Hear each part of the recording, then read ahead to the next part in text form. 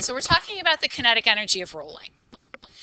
And it has a rotational kinetic energy part, and it has a translational kinetic energy part.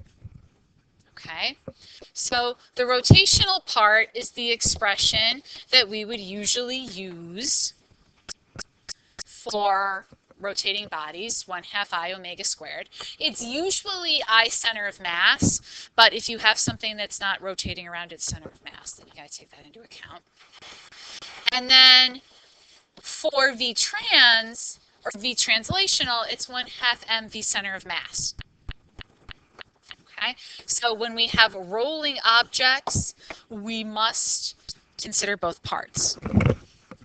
Now, this has a really important implication for conservation of energy. Okay, so let's consider an object that's going to roll down a ramp.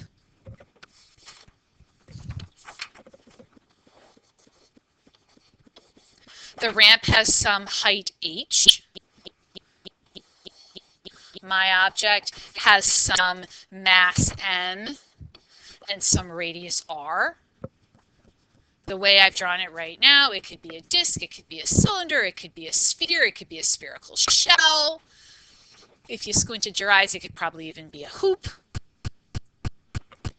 But I don't really know what it is. So I'm going to assume that my object starts from rest, up here at position 1, and it's going to end up down here at position 2, where I'm going to let u grav be equal to 0.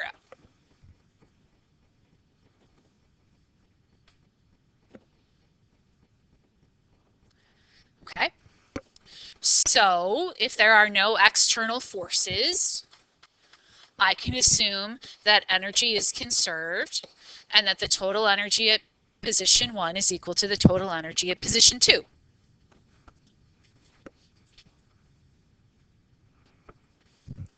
So I'm going to have some UG1 plus K1 is going to be UG2 plus K2.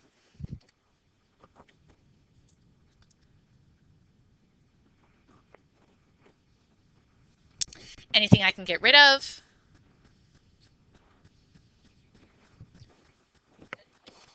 Okay, so it's going to end up down where I've let UG be equal to 0, and it's starting from rest, so K1 is going to be equal to 0.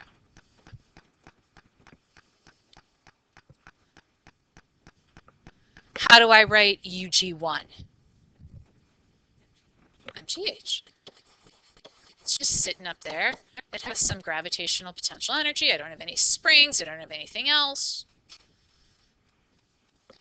And this is going to become kinetic energy at the bottom. But because this object is rotating or rolling, it's going to be K rot 2 plus K trans 2.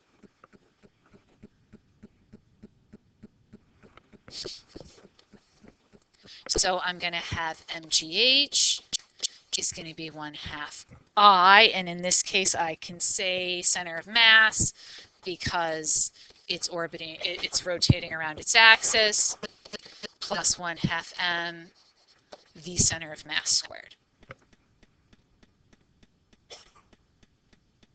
Right, so maybe? No? Do you need water? Okay. So the potential energy is going to be divided between the rotational kinetic energy and the translational kinetic energy. But that division isn't necessarily going to be equal. It's going to depend on what the rotational inertia is.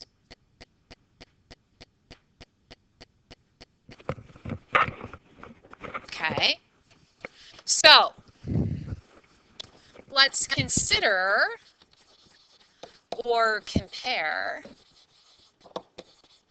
a ring and a disc.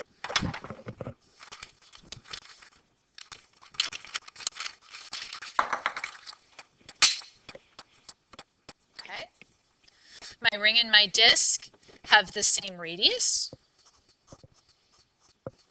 Okay. And, Casey, can you get this for me because I can only go so far?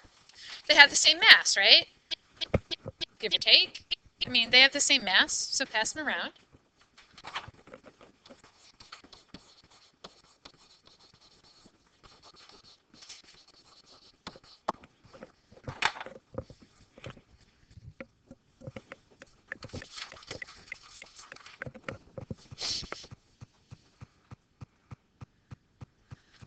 You can keep them, Maddie, because we'll take them to the back of the room in a minute to actually do this.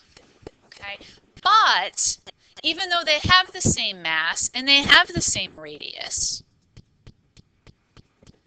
that mass is distributed differently. The disk has a uniform distribution of mass. The ring has all the mass concentrated at the outer edge. So if we go back and look at table 10-2, what's going to be the rotational inertia for a ring and a disk? Or a hoop.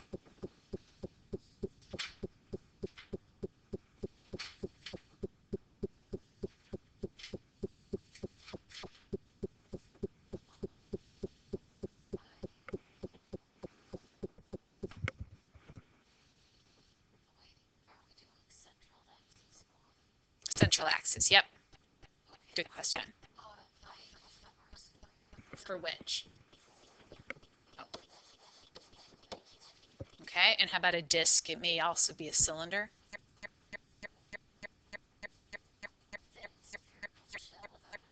Nope. Nope. It's a disk. So it may be a nope. It's a disk. So it's a cylinder. Nope, that's a okay.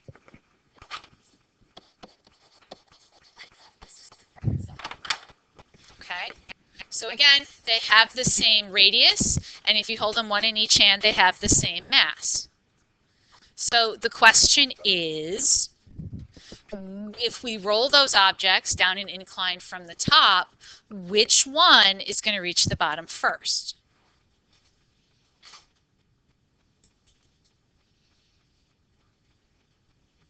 So Casey says the ring.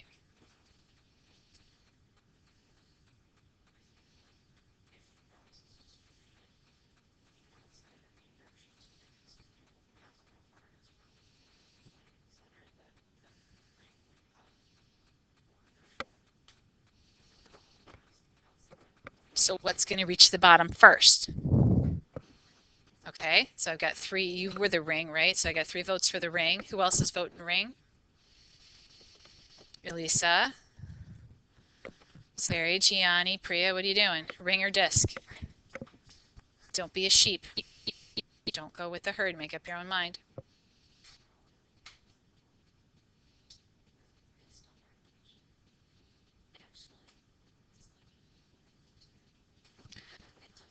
I'm not doubting that you're not thinking for yourselves. I just want to remind you that you should think for yourselves. I'm also not telling you you're wrong. I'm just telling you you should think for yourself. Sari, what's it going to be? Ring or disc? Ring. Gianni, ring or disc? Okay, so everybody's voting for the ring. If only we could. So let the record reflect that you were all wrong. And it was not, in fact, the ring. It was, in fact, the disc. So let's figure this out. Well, the first thing that you have to know is that the object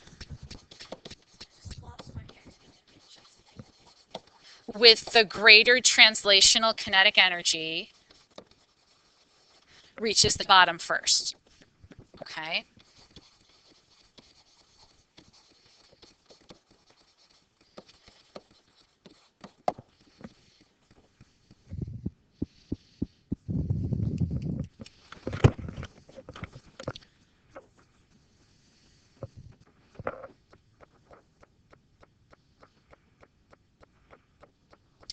So just from there, you should be able to think about some things.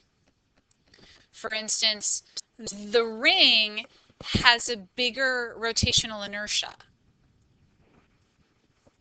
than the disk. So that's just something to observe. So let's actually do this, okay? We will start with the ring. And remember, we had MGH was 1/2 I ring omega. Do I have all those letters in there? I do. Omega hoop squared plus 1/2 mv center of mass hoop squared. Or ring. Yeah. This. I'm just rewriting the conservation of energy equation that I had written before. You may not have that, so. Okay.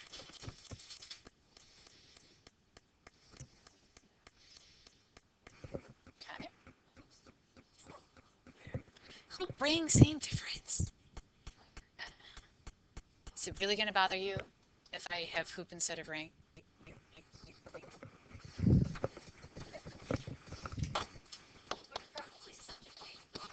Pretty much.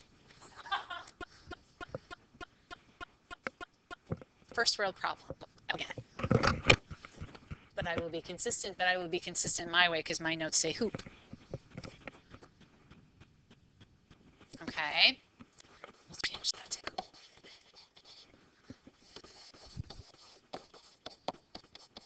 So, what's the rotational inertia of the hoop?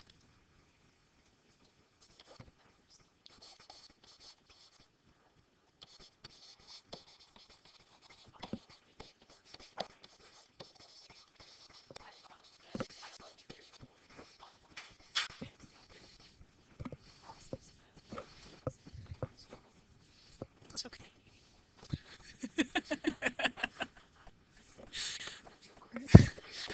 As someone with, I know, but as someone who is occasionally anal, if you have to excuse your, if you have to say you're not, then you really probably are. It's, it's like if you have to say, excuse me, you've used, a capital H instead of a lowercase h. Not that it really matters. I know.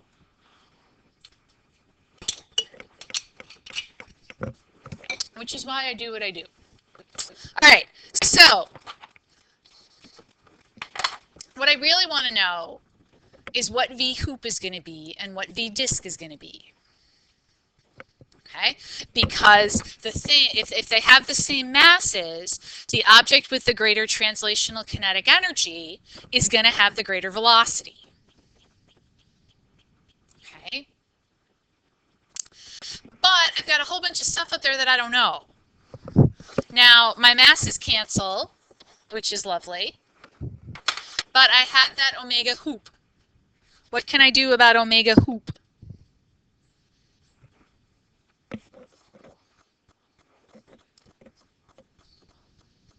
Omega hoop doesn't have components.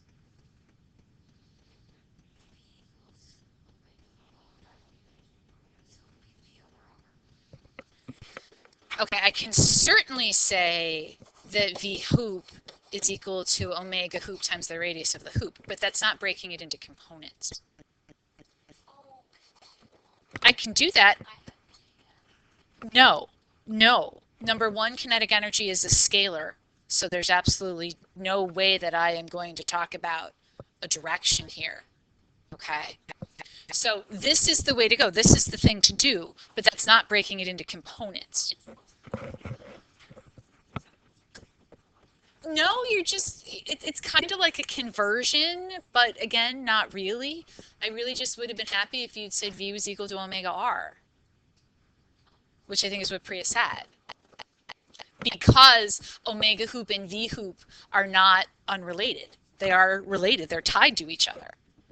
The rate at which you turn is related to how fast that whole object is going to move in a translational thing. So I can say that V hoop is, omega hoop is equal to V hoop over R. And now I can rewrite this again. So I have GH, it's going to be 1/2 V hoop squared plus 1/2 V hoop squared.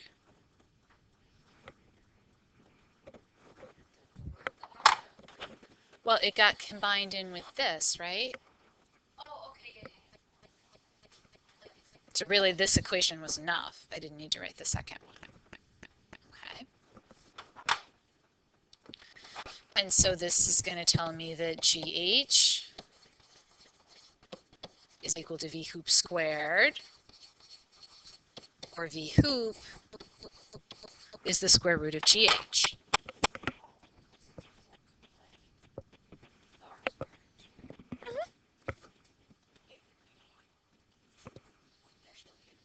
No, because it's R squared. R squared omega hoop squared is going to be V squared. Okay?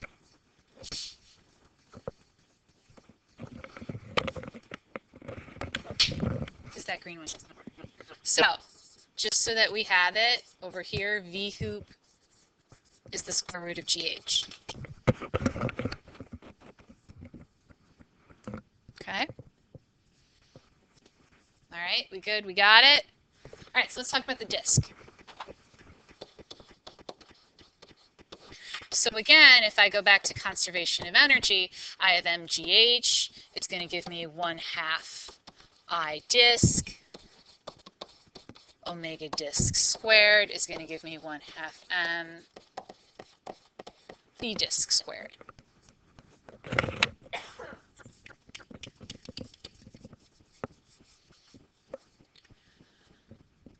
And then I'm going to follow the same procedure. What's I disk?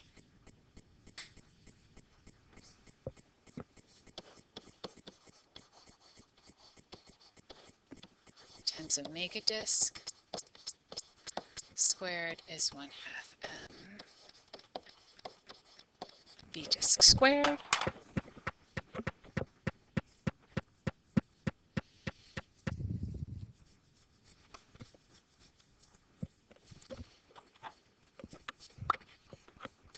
Again, I can say that this R squared omega disk squared is equal to what? V disk squared, good.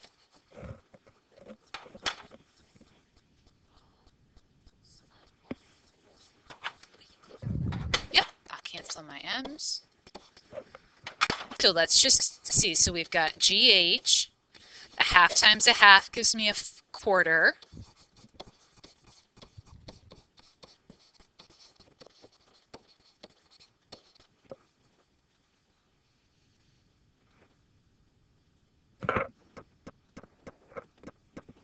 And 1/2 and a quarter give me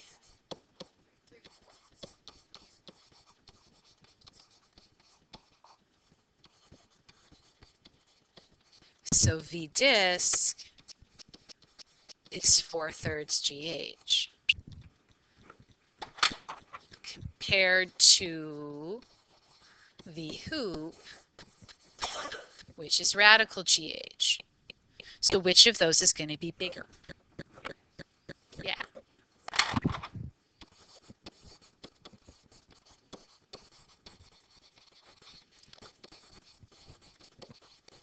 So therefore the disk reaches the bottom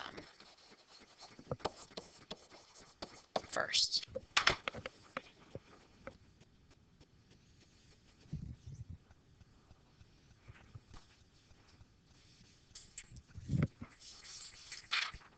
Okay. So that's this. But what would happen if I took the disk, for instance, and I put it on the same incline except now there's no friction, and I let it slide down this way? How is that going to work out compared to the disk rolling and the hoop rolling? So what do you think? I'm only asking what, well, we already know that all three things won't land at the same time. I'm talking about the disc sliding this way, yes, with no friction, the disc rolling with friction, and the hoop rolling with friction. Which of those three things is going to reach the bottom first?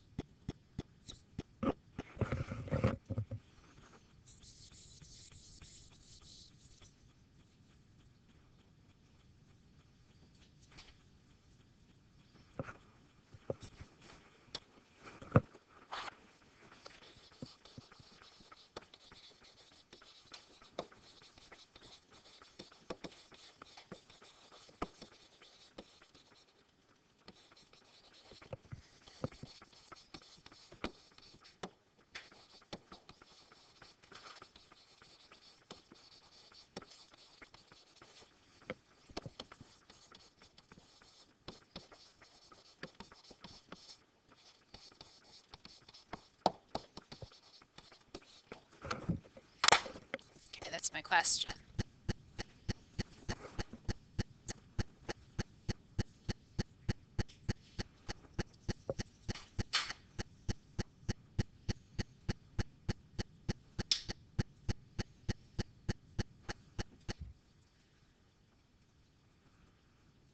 So how would you go about figuring it out?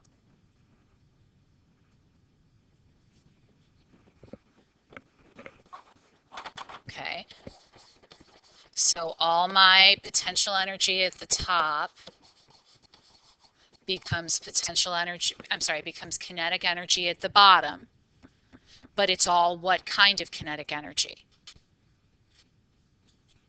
Translational.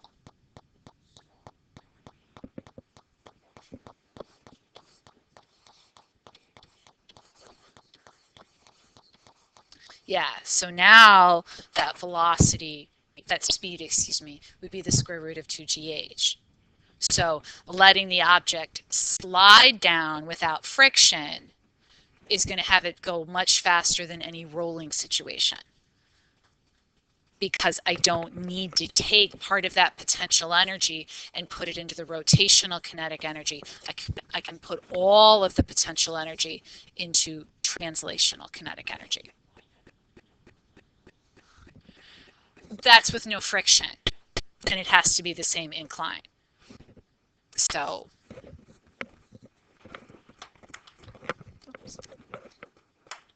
okay, we good? All right.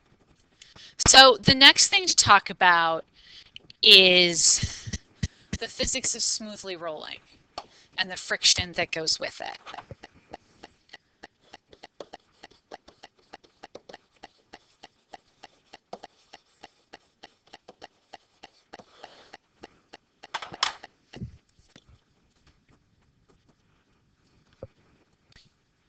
So we said at the beginning that we were only going to talk about smoothly rolling objects.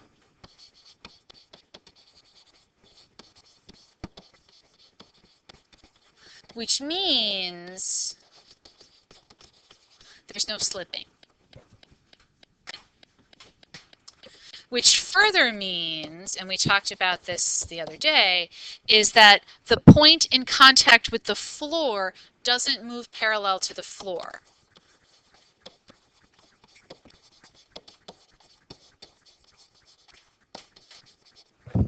There's no need for a comma there.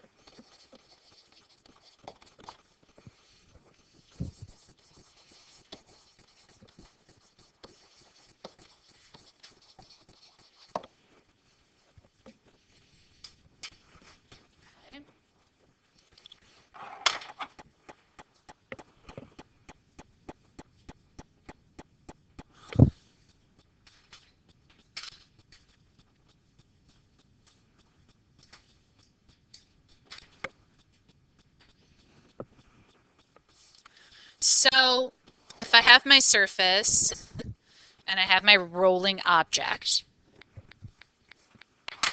and point P is that point that's in contact with the floor, it's only in contact with the floor for an instant.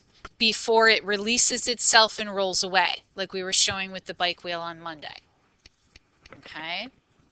So it's in contact, and then that point at the bottom moves away. It never moves along the surface. It's either in contact or it's not.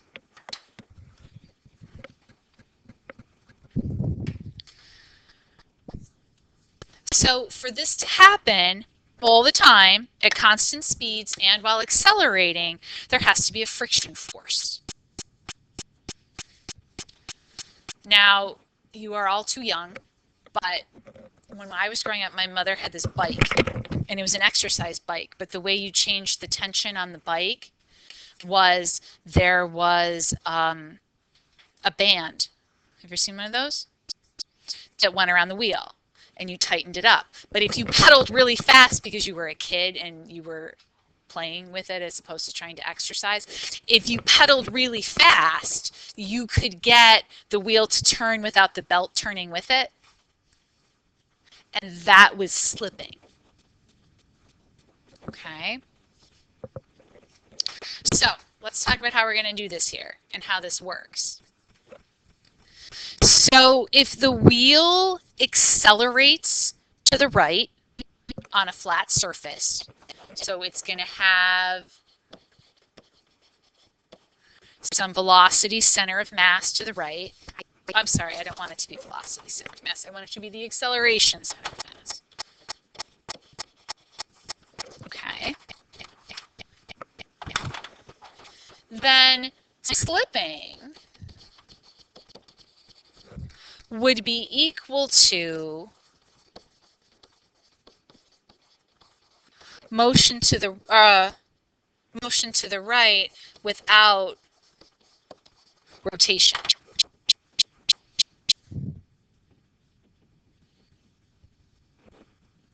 Okay.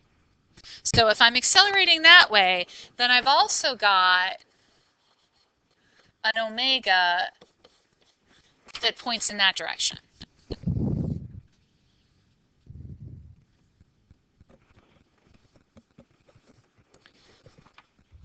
And then what's the direction of the tangential velocity going to be at point P?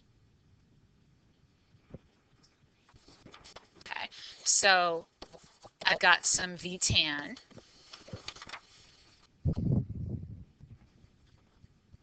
So this is where it gets a little wacky. But because point P is moving this way,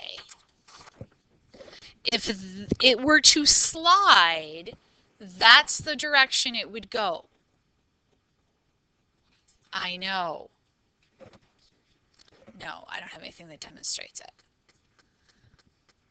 But if that's the direction it's moving, that's the direction that point P would go.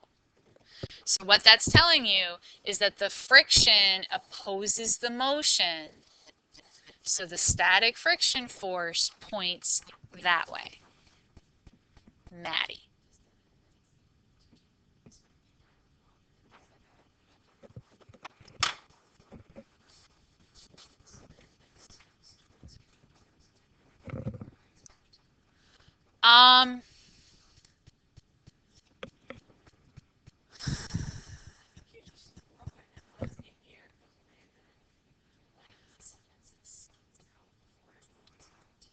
I think that's giving it, what you're doing in that situation, I think, is you're giving it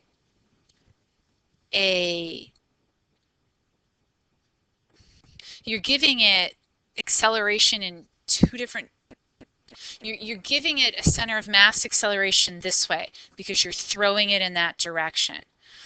But you're all, or let's put it this, let's state it this way. You're giving it a center of mass velocity in that direction because that's the direction that you're throwing it. So if you assume that your arm is moving at a constant velocity, translationally, but because you're spinning it, what you're doing is you're giving it an angular acceleration in the other direction, which gives it a center of mass direction back towards you.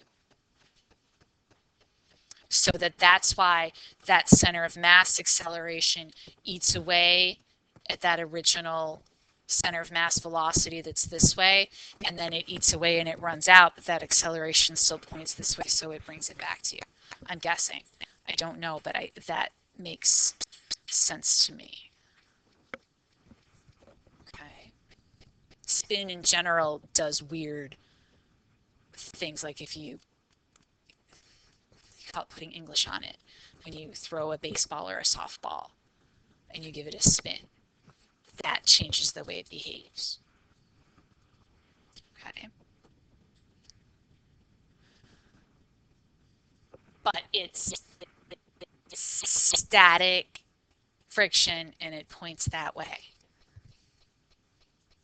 It is. It does. It's what your book told you. It's what I'm telling you.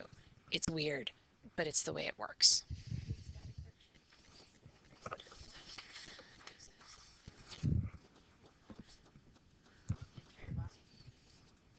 That's the way it works. I know, but I'm telling you.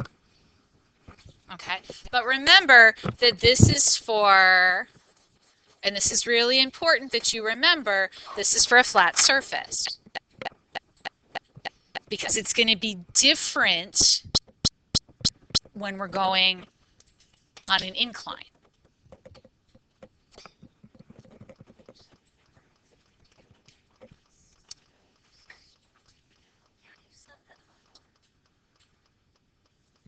I'm not telling you I'm going to give you this problem, but you have to know. Oh, no. This is what happens so that it doesn't slip.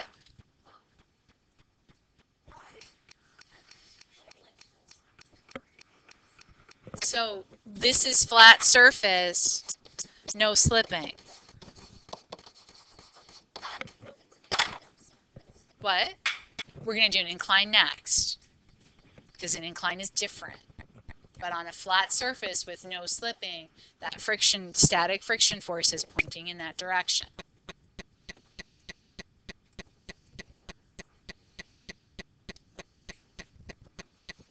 Between the wheel or whatever it is and the ground.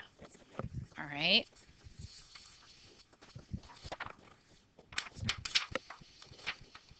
Okay?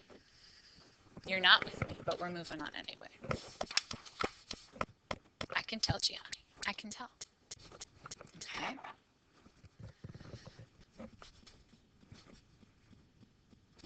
I should say one more thing, that any kinetic friction would have to do with the slipping.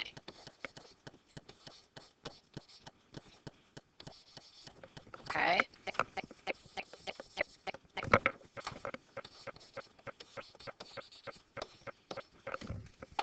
But the static friction has to do with what keeps the wheel moving.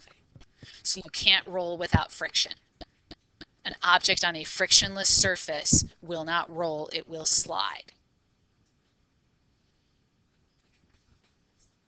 Like car wheels on ice. Anybody drive a standard? Stick shift?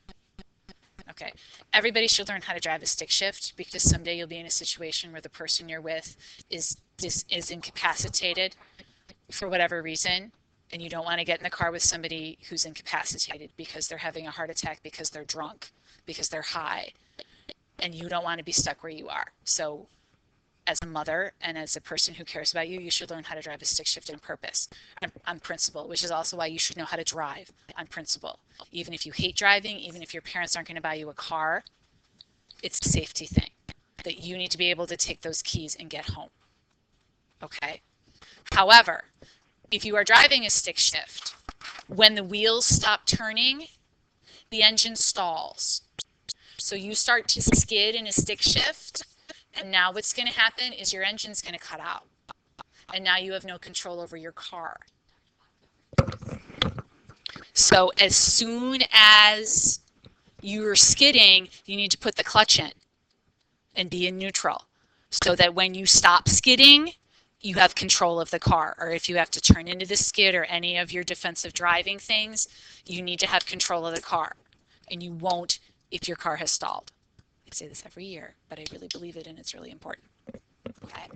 All right, incline. Mothering lesson done. Parenting lesson done. So now let's talk about friction and rolling down a ramp.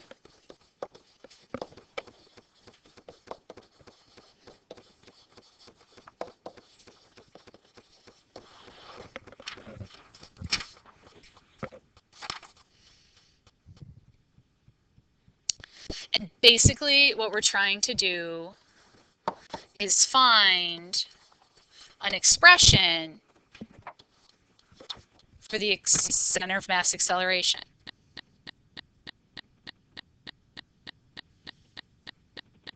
And really, in another 10 years, all cars will be self-driving, so you won't really need to know how to drive, but you still should. But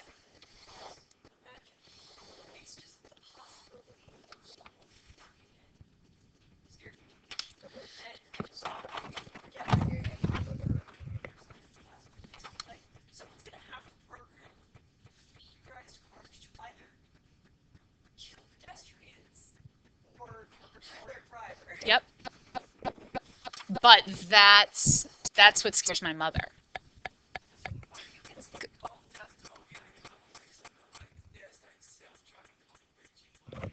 They exist. The technology's there. We're not ready for it. But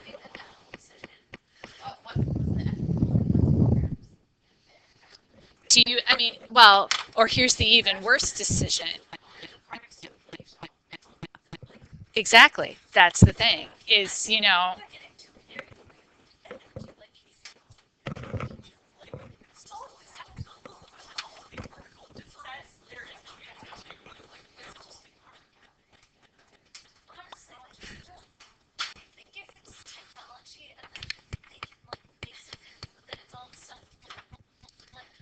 well, I think what you got to think about is you got to think outside the box.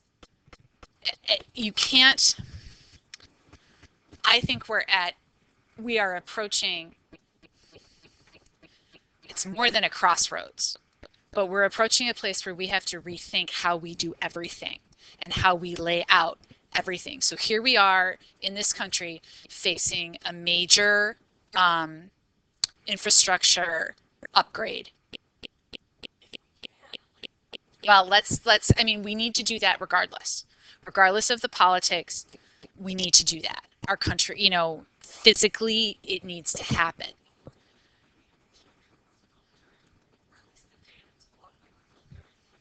WPA projects.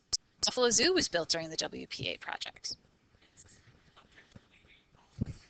I mean, we're approaching 100 years, of that infrastructure that needs to be remade. But the thing is if you're going to go with self-driving cars, then what you should really have, and I mean, in my opinion, and this is just my first idea, is, okay, so you have a place where cars drive, but that's not where people are. So you sink your road, put glass on top of it, put bridges on top of it.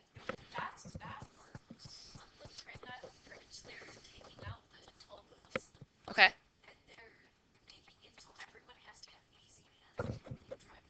Yep.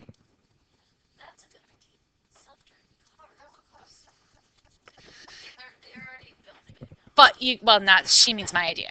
But you've got, I mean, in Beijing, I would imagine you have so many people. I mean, I've never been there, but I've seen all the pictures, or I've seen pictures. I mean, there's so many people and bicycles and all that stuff that really the only safe way to do it is going to be to separate that. So you can still, it's going to be like a raised highway like they have in the South, and you got to choose where you're getting off.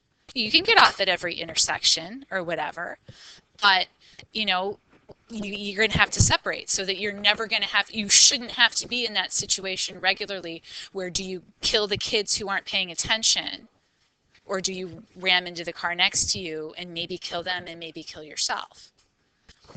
So you've got to rethink the whole solution.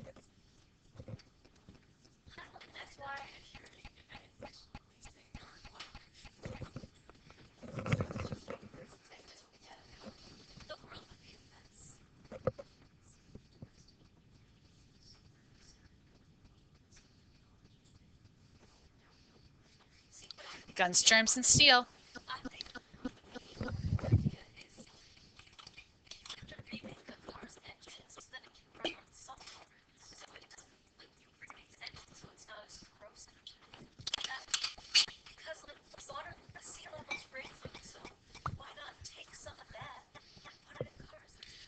Well, another benefit of that, is if you could desalinate the water in the process, because that's going to be the next big thing is the freshwater problem. It's already a problem. When's the date? South Africa's running out of water like sometime in March or the first week of April. South Africa is there's a date.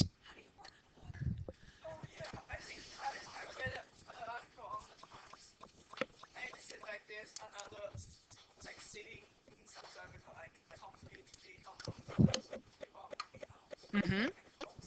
Mm-hmm.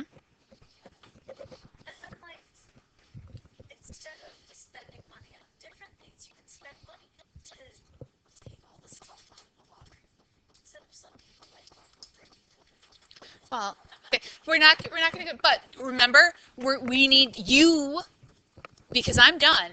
Okay, I had my fame, I had my invincibility, and now I'm a crone. Okay, it's the way you go through life. There's a lot of status that goes with being a crone. It's not a bad thing, and I don't say it as an awful thing. Okay, it's your time. You need to solve the third world problems, which involves, using desalination processes to run cars if you want. But you need to do it. And that's why we're here, is so that you have the skills so that you can do it.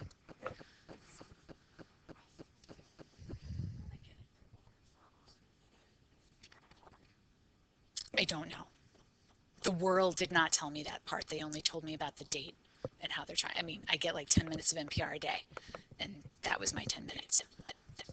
I knew it was coming, that they're going to run out of water. The biggest city in South Africa. We're going to run out of water. All right.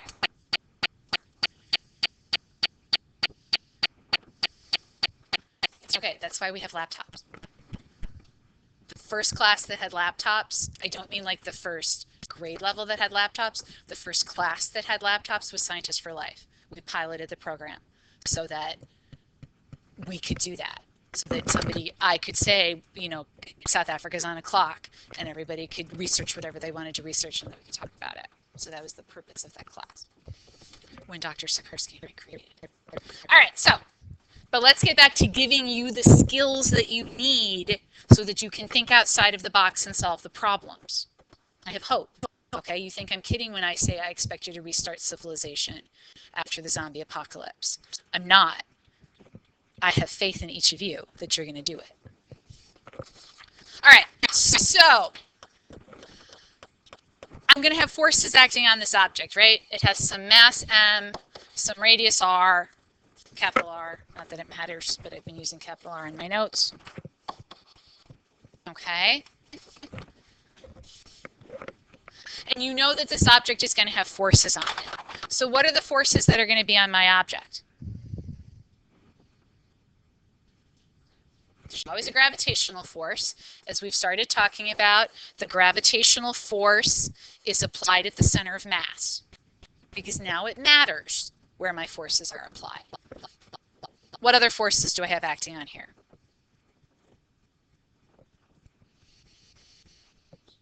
There's going to be friction. We'll talk about friction in a minute. What's the other hidden force? Normal force. Again, now that we're talking about rotating objects, we have to talk about where the force acts. And the normal force acts at the interface and goes through the center for a symmetrical object. Okay? And then Maddie said we're going to have a friction force. It's still going to be a static friction force because my object is rotating. But because it's an incline, things are different. Because which way would that object move if there were no friction? It would still move down the incline. So in this case, that static friction force is up the incline, which is why rolling down an incline is different than rolling on a flat surface. Okay? I'm going to say that my incline makes an angle theta, And then because I need to, down the incline is going to be negative x, and up the incline, and positive y will be perpendicular to the incline. It's an omniscient narrator thing. And if I do it the other way, I'll screw up the math. Okay. So of course, if I've made a free body diagram, what am I going to do? I'm going to do F naught equals MA.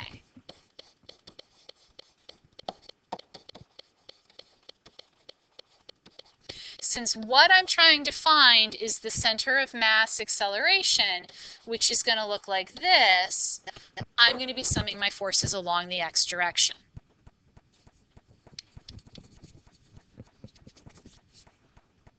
Okay.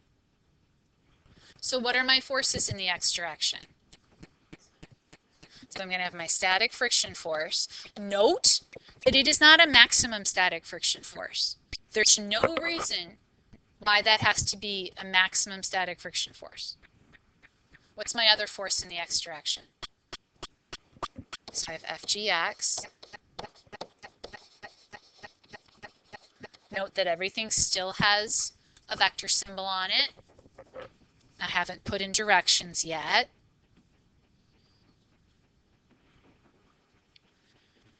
So friction force, positive or negative?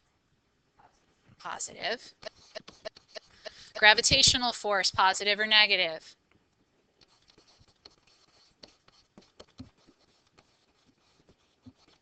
Like I usually do, I will assume that the center of mass acceleration is that my unknown is positive. Even though I know it's going to be negative, it's going to screw stuff up. So I'm just going to assume it's positive, and then whatever it comes out with, plus sign or minus sign, I'll know that I can trust that SIGN sign. Okay. So how am I going to express FGX?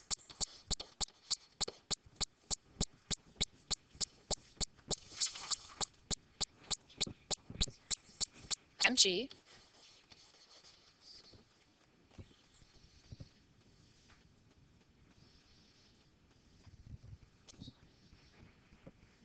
It's fine.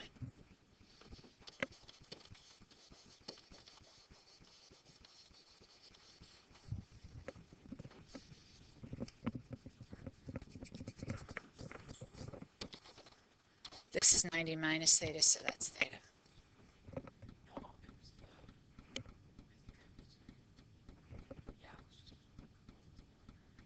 Okay. All right. So remember that what I'm trying to find over here is ACM. So you can assume that I know the mass, you can assume I know theta for the incline, but like I just got done saying, I don't know what the static friction force is going to be, because the only static friction force that I can calculate is the maximum static friction force. And I have no reason to believe that it's the maximum static friction force. So how many unknowns do I have?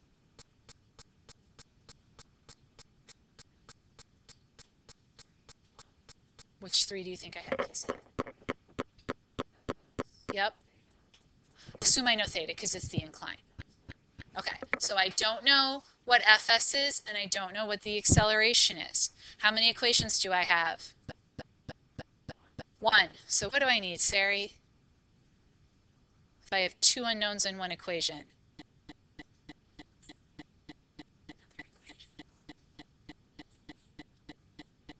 How many equations do I need if I have two unknowns? Two, so I need one more. I need another equation. Where am I going to look for another equation? I could look at y, but there's no acceleration in the y, so it's just going to tell me that the normal force is equal to that component of the gravitational force, which is true, but unhelpful. So where else am I going to look? Kinetic energy's, I don't really have a reason. Kinetic energy's kind of wacky there. And I also don't know how high up the incline my object starts. The rotational, right? The object is rotating too. So I can look at the rotational version of what? F net equals ma. And what's the rotational version of F net equals ma?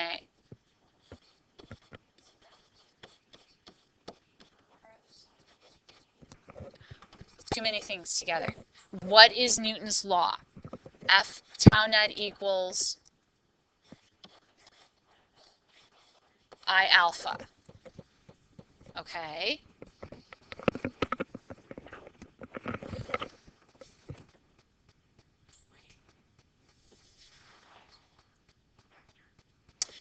I was just going to explain that. I'm going to use torque as a vector in that they are positive or negative, not as in the true sense of a vector, which we'll talk about later this week or next week. Okay.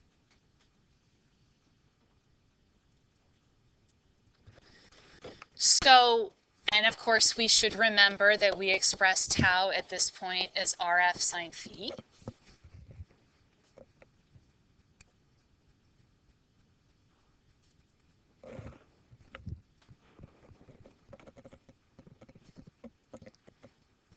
So everything that acts on my object, every force that acts on my object can give rise to a torque.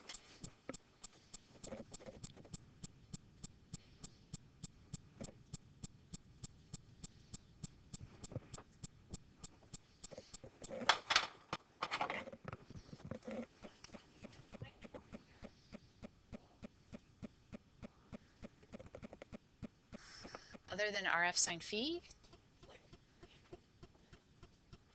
Well, if a force gives rise to an acceleration, right? That's what we always say is forces are what cause acceleration. A torque causes an angular acceleration.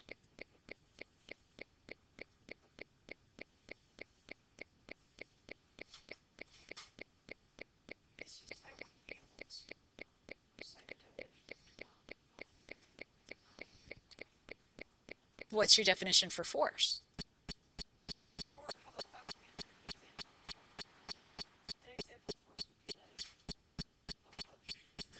An example of torque is pushing something that's confined to rotating around an axis.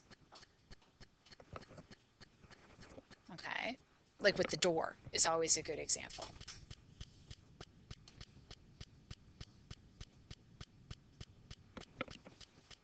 I mean, torque is a term you will come across in your life in various ways.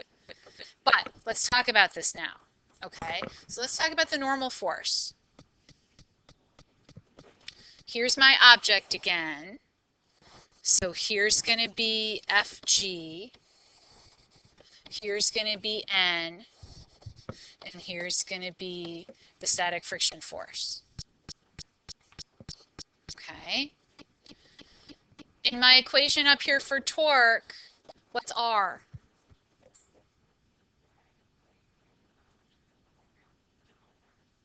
It's the moment arm, which means what?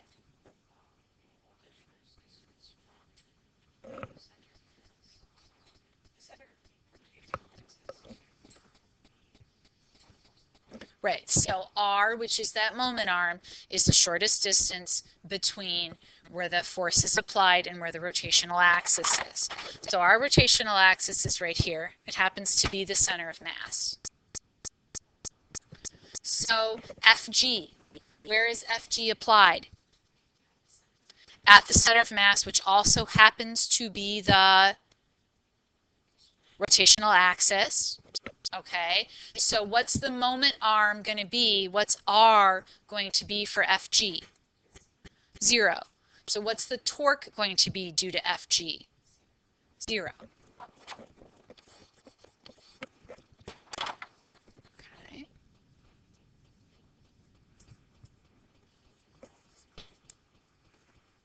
What's phi? So phi is the angle between R and F. So for the normal force, what's the angle between R and F? 0. What's the sine of 0?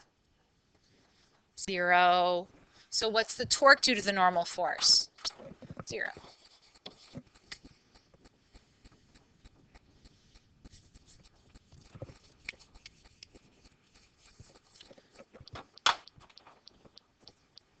So what I'm left with is the torque due to the friction force. So that's going to be R, which is the radius of the object, times the force, which is the static friction force, times the sine of the angle in between them. And what's the angle in between them? 90. And that's going to give me I alpha. Now you need to ask yourself, is that torque positive or negative?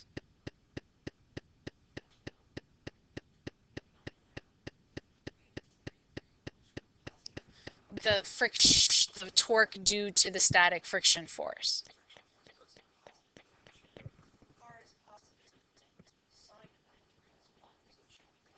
Well, more importantly, remember that you don't get to choose which is positive or negative. You have to choose if the torque causes the object to move counterclockwise, then it's going to be positive.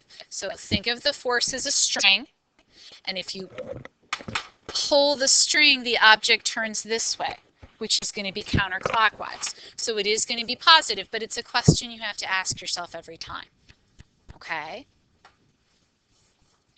And the sine of 90 is 1. So I'm going to have RFS is equal to I alpha.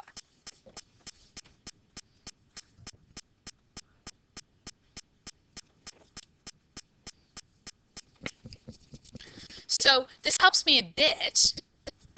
Go ahead, Maddie.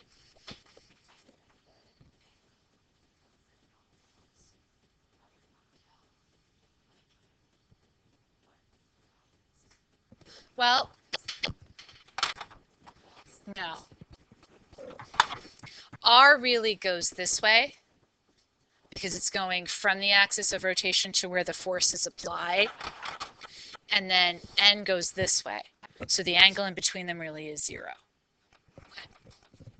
All right, so I got another equation, which is what Sari said I needed. But I also picked up something else when I picked up this other equation. What did I get? Inertia, but I can figure out inertia. If I know what the object is and I know M and R, I can get inertia. I picked up alpha. So I picked up another unknown. But is it really truly an unknown? Because, no, why is it not really truly an unknown? I can write it in terms of the center of mass acceleration. Think about the units.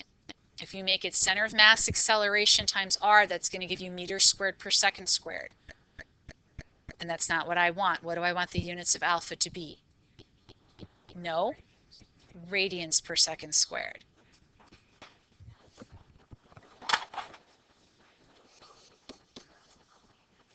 What? Yeah, it's going to be a center of mass over r. Now, because I made my units the way I made them, there has to be a negative sign in here. Excellent question, Terry. This way is positive, right? For my object, okay? But moving in that direction in the picture that I made over here is negative. So because I know it's going to move in that direction, it's going to cause a negative center of mass acceleration. Okay. So this gives me R Fs is going to be I negative ACM over R. But now I can solve for Fs, which is going to give me negative I ACM over R squared.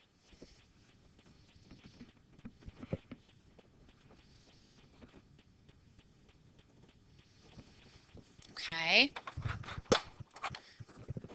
And now I'm going to go back to my original equation down here. Okay, and I'm just going to write that again. So I'm going to have Fs minus mg sine theta is equal to m ACM. But I know that my FS is negative I, what is it? Negative I ACM over r squared minus mg sine theta is equal to m ACM.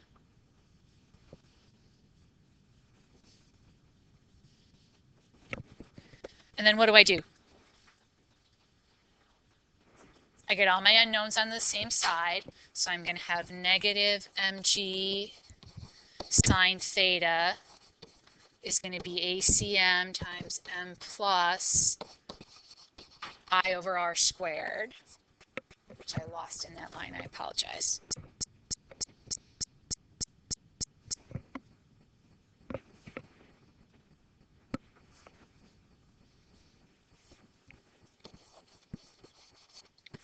Or ACM is going to be negative mg sine theta over m plus I over r squared.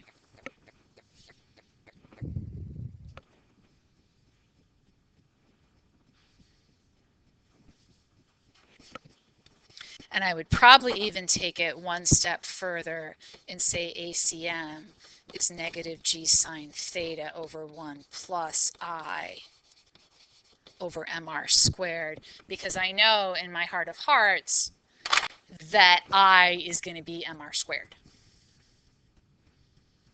It's going to be something times mr squared. So it makes sense to kind of divide that out.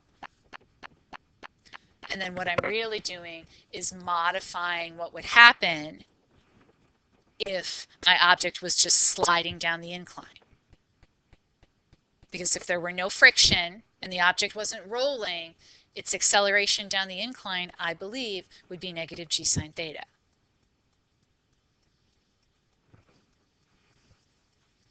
But now I got to divide it by something because I have to make the object roll as well.